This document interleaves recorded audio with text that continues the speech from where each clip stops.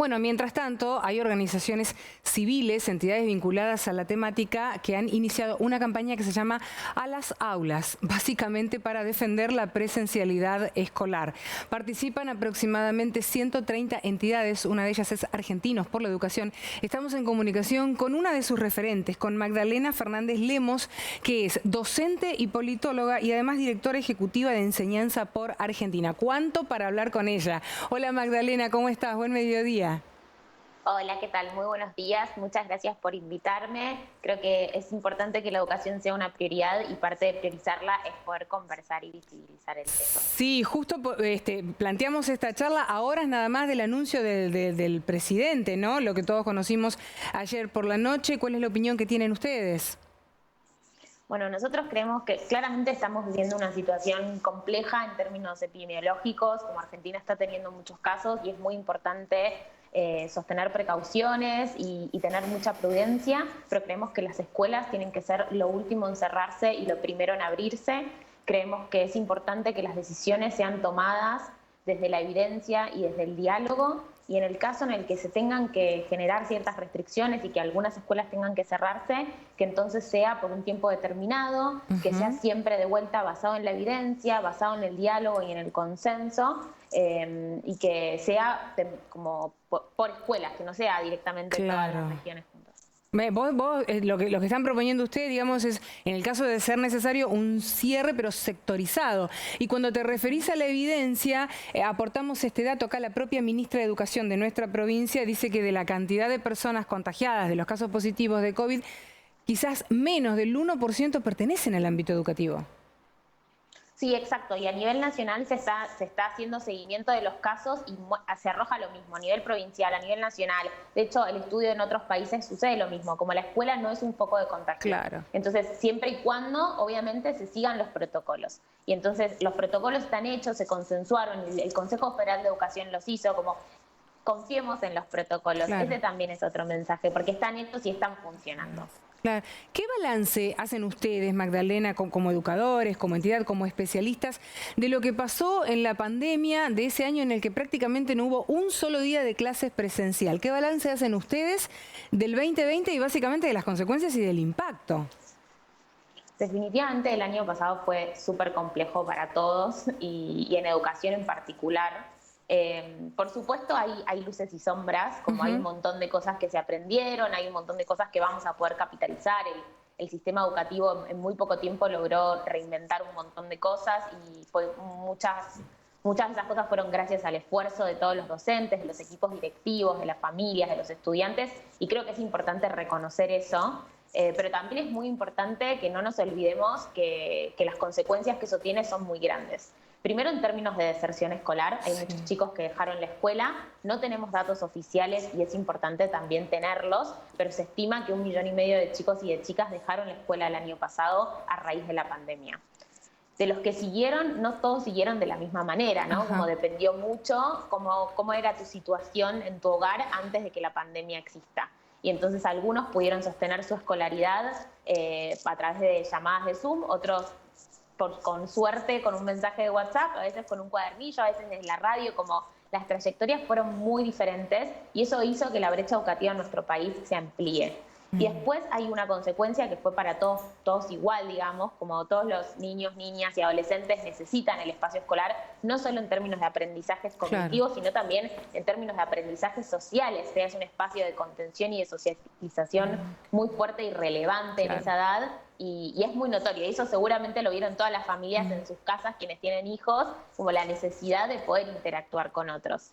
Yo creo que de todo eso que dijiste, que es sumamente importante, toda una de las cosas quizás que por lo menos más impacta o puede ser un poco más dolorosa es la desigualdad tan marcada, ¿no? Entre aquellos que durante el año pasado pudieron contar con su compu, con el acceso a la conectividad, de hecho, con tener un cuarto preparado para ellos, por ejemplo, y dedicarse gran parte de la mañana o gran parte de la tarde a recibir los contenidos. Y a los otros que no tenían nada, o quizás a lo sumo y con suerte, un teléfono celular para toda la familia, para todos los hermanitos y tener que concentrar todo ahí, digamos. Todo eso que no se aprendió, que no se pudo lograr el año pasado, ¿cómo hacer para recuperarlo?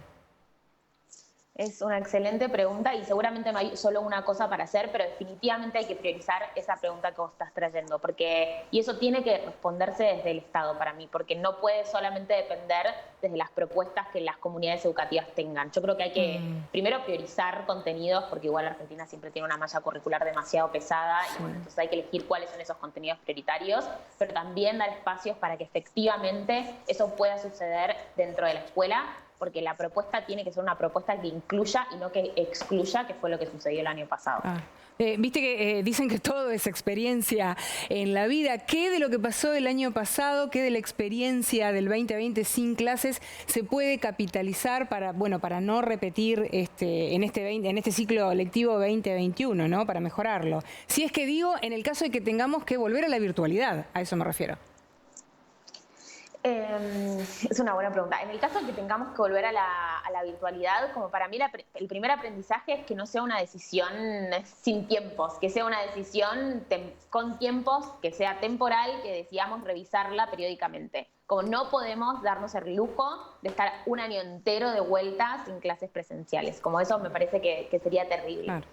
Pero después en términos como más escolares y quizás como docente y acompañando a muchas escuelas, creo que algo que pasó y que fue muy importante el año pasado y que aprendimos fue la importancia de trabajar en equipo, como nos dio la posibilidad a los docentes de interactuar mucho más con nuestros compañeros y compañeras y hacer propuestas mucho más integradas, y me parece que eso es algo que ojalá llegue para quedarse y trascienda la virtualidad, digamos, como que en la presencialidad también logremos construir ese tipo de propuestas. Y después me parece que hay otro lado de que visibilizó mucho la importancia de los vínculos, como el aprendizaje sin vínculos no existe y es muy importante como tender esos vínculos de alguna manera. Y entonces creo que, bueno, ojalá, digamos, como también este año apostemos mucho a seguir sosteniendo eso, y que la virtualidad de vuelta sea solo algo que tengamos que hacer por algunos momentos, en donde no quede otra opción, pero que sea la última opción. Magdalena, ¿qué consideran ustedes respecto de los protocolos que se están implementando? ¿Son adecuados? ¿Se podrían, no sé, reforzar? ¿Se podrían ajustar en algo? En principio los protocolos lo que estamos viendo es que funcionan, ¿no? O sea, como me parece que hay un valor, primero, en que se hayan construido colectivamente y que se haya generado un consenso para que eso exista, que fue a través del Consejo Federal de Educación, de todos los ministros de Argentina. Eso me parece que tiene un valor. Y después, lo otro es que efectivamente estamos viendo que funcionan, que no se están generando casos en las escuelas, sino que si el protocolo se implementa bien, está funcionando. Entonces, eso creo que tiene otro valor. Por supuesto, hay mucha diversidad y para implementar protocolos a veces se necesitan recursos, herramientas, materiales, y no todas las escuelas lo tienen, y es importante que sí todas las escuelas lo tengan, porque todavía tenemos escuelas en nuestro país que, por ejemplo, no tienen agua potable, y eso no debería ser una realidad, pero lo sigue siendo. Entonces, creo que hay que priorizar en que cada comunidad educativa tenga todo lo que necesita para hacer cumplir los protocolos. Sin agua potable. Hablando justo de las desigualdades, mira, como una coincidencia. Lo último, ya para el final no tengo más tiempo, a las aulas se llama la iniciativa. Ustedes están convocando a que la gente se acerque y firme, digamos, ¿no? A través de la virtualidad, en este caso. ¿Cómo tienen que hacer?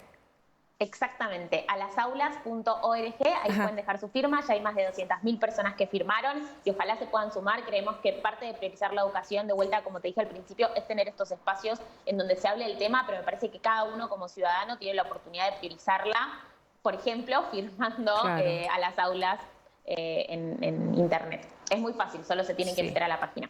Bueno, un gustazo, como siempre, hablar con ustedes, con la gente de Argentinos por la Educación. Muchísimas gracias, Magdalena Fernández Lemos, por este contacto. Que tengas muy buenas tardes. Igualmente.